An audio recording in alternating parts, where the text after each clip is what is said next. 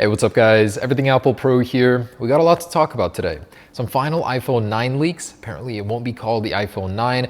iOS 14 features divulged by Mark Gurman from Bloomberg. A lot of big products coming at this Apple March event, including AirPods X and AirPods Pro Lite, which may be revealed, the new iPad Pros, Apple's custom processor for future MacBooks, and so much more. The iOS 14 stuff is what I'm most excited about, and we got some iPhone 12 news in there as well. First off, I wanted to say thank you for everybody that pre-ordered. We did really good. I'm excited about that. Still a little bit of ways. And as far as the giveaways, 4 more days for the AirPods Pro, so last chance to win those.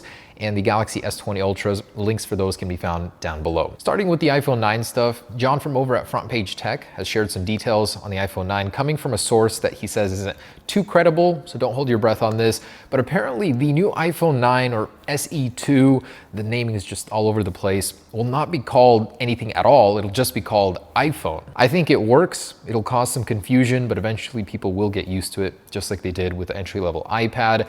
Also, he's saying that the starting price will be $399 for the 64GB version and $449 for the 128GB version. This also went around. The iPhone 9 that leaked, absolutely fake. It's made by the same guy that made the iPhone 11 Pro Max shell that's shaped like the supposed iPhone 12 design will be. He even responded, said it's absolutely not true, and he sent me the video of hands-on with this device. Although it is so good that you can't help but believe that that's the direction where Apple would be heading with a device like this. But from what we know, it's going to be the exact same design as the iPhone 8, just a little bit thicker with updated internals. Another iPhone 9 leak says that there will be 6 colors. This is coming from 9tech11, and a Weibo user posted this. It's probably not true, completely unreliable, but just in case, wanted to include it. The colors he mentioned are black, white, red, pink, blue, and yellow, which seems highly unlikely if Apple is recycling the iPhone 8 shell. Just gonna say right now, most likely fake. From what we heard, the colors would be red, space gray, and silver,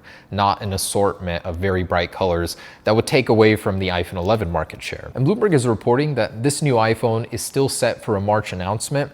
As for a release date, that may change, but Apple is still trying to have a March event despite the outbreak and everything that's happening. And going back to John's leaks, so in a separate report, he did publish some target listings that employees sent him. These are listings, most likely placeholders for upcoming Apple products, but you can see there's a lot of X's in there. The AirPods X generation, which is priced at $399. A bit expensive for an upcoming AirPods product, but what he presumes is that this is Apple's over-ear high-end headphones that have long been rumored both by Ming-Chi Kuo, Bloomberg, and others. $400 is a pretty fair price point. The Bose 700 series start there. And an earlier patent that Apple submitted gives some insight into the features this headphone would acquire. One being completely touch gesture based, so no buttons, and there would be no right way to put on the headphones. So no matter which way you put it on, no matter what angle it's at, the gestures would adjust and they would always be in the same exact location. And after that listing leak, there was another. So a Target employee sent 9to5Mac even more screenshots of placeholder items,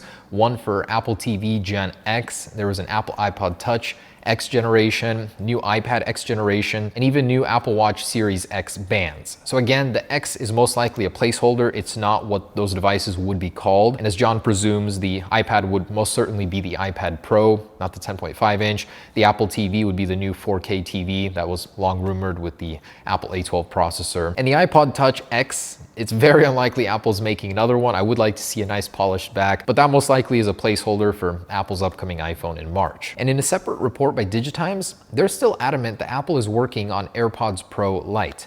They're calling them the entry-level AirPods Pro. So not AirPods 3, but genuinely a branch off from current AirPods. It's speculated that these could be the AirPods Pro, but without the noise cancellation, that same form factor, in-ear, just less features. It could cannibalize sales of AirPods Pro, but it's interesting that Apple is basically giving you a choice for every form factor. And again, this is speculation, but Apple is working on a cheaper version of AirPods. Unclear which features they would retain, but apparently they're starting production in the second quarter. And some fantastic iOS 14 news coming from Bloomberg. Mark Gurman is reporting that Apple is finally looking to loosen restrictions on the third-party apps. This is in regard to the default Mail application and Safari browser. You would theoretically be able to change it to Chrome or the Mail application to Gmail and then have the links load in those apps. And it's possible that Apple won't stop there. Gurman reports that Apple could allow for third-party music applications in Syria. So your default music application choice when asking Siri to play a song could be switched to Pandora or Spotify. And taking that even further, Apple could let you change the default music application on the HomePod as well, making it much easier to just ask her to play a song on Spotify instead of having to beam that song from that application to the HomePod. These changes would be huge for iOS 14. People have been asking Apple for the longest time to allow default apps, and it looks like Apple may finally be giving in. Another iOS 14 leak comes courtesy of Ben Geskin, who shared this video, and apparently this grid switcher is a feature that Apple enabled in iOS 14 in the early builds. It was sent to him. He's saying, even though that this can be confirmed in iOS 13, Apple has by default enabled it in iOS 14. Jailbreak tweaks could allow for this. There's a lot of criticism on this leak, so take it as you will, but he says that's what it's going to look like on iOS 14. And some iPhone 12 stuff. In our last video, I shared our new iPhone 12 concept with you. In this video, I'd like to share a refined version and some thoughts. So back in January of 2019, we saw both Apple prototypes for the iPhone 11 Pro. One of them ended up being the real thing, the other was discarded. Today I asked OnLeaks if that one was actually accurate. He's 99% sure it was. And based on that prototype, we don't put it past Apple to use a ring flash. But looking closer, in that flash, they actually have a camera. It was a triple lens setup. So it's a much cleaner setup to have a time of flight 3D sensor in the flash unit versus the microphone, which we had in the last video. So just wanted to share that. That time of flight is there. Microphone stays in the same position. It looks really clean, just cute with that nice little flash up top. As reported by Takara, the 2020 iPhones may support a new Wi-Fi standard, not Wi-Fi 6 Plus, which was just announced by Huawei. Actually kind of interesting. This is a new short-range Wi-Fi standard. It's called 802.11ay, and it quadruples the bandwidth within a short area. Takara speculates that this would help iPhones communicate faster in a small area. Say AirDrop would get faster with this new technology, and this tech would be used in Apple's new AR or VR headset they've been working on for quite some time. And another iPhone 12 leak from John over at Front Page Tech. He's saying that because of the outbreak, it's throwing a wrench into Apple's plans for production, and they're being forced to finalize the iPhone 12s about a month to 2 months sooner than they usually would. Because of this, we might start seeing an insurgence of iPhone leaks sooner than we would, and a greater amount of them. It's just harder for Apple to oversee the lineup, production, quality control, all because the outbreak is causing havoc. And an interesting feature from 13.4 Beta 2, in case you missed the video, I wanted to mention here, is Car Key will actually be transferable between iPhones in iMessage. That's a feature I'm very excited about, where people will be able to open cars with their phones on a mass scale, not just one manufacturer allowing it and the other not. This would set a new standard like CarPlay did. And some juicy rumors on the new AirTags. I'm very excited about them because they'll be replacing all of my tiles. I never want to lose anything again. And Takara is reporting that they'll be completely sealed and waterproof. So there's no way to replace the battery inside like on a tile.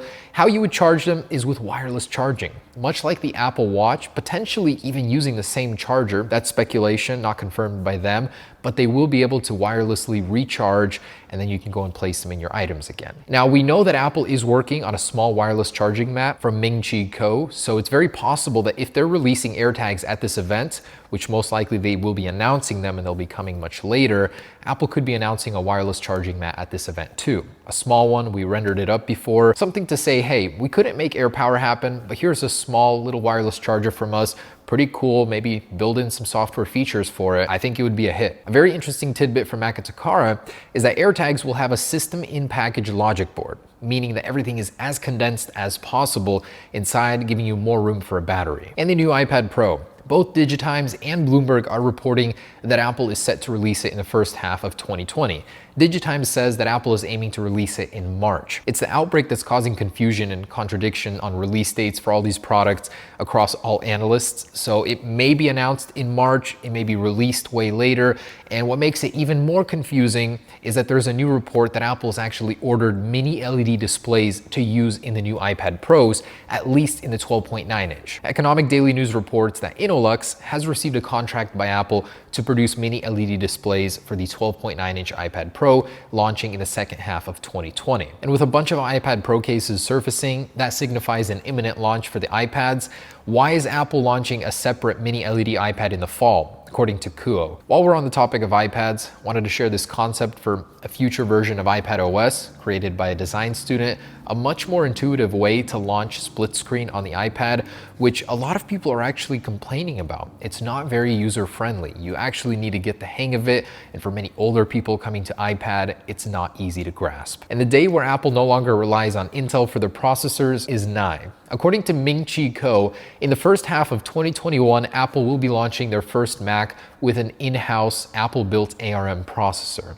The prospect is so crazy. Also at this event, it's very likely we'll be seeing a 13-inch MacBook Pro refresh. Now a benchmark shared by a Twitter leaker shows us it'll be about 12% faster than the previous years, sporting the new 10th gen Ice Lake processor.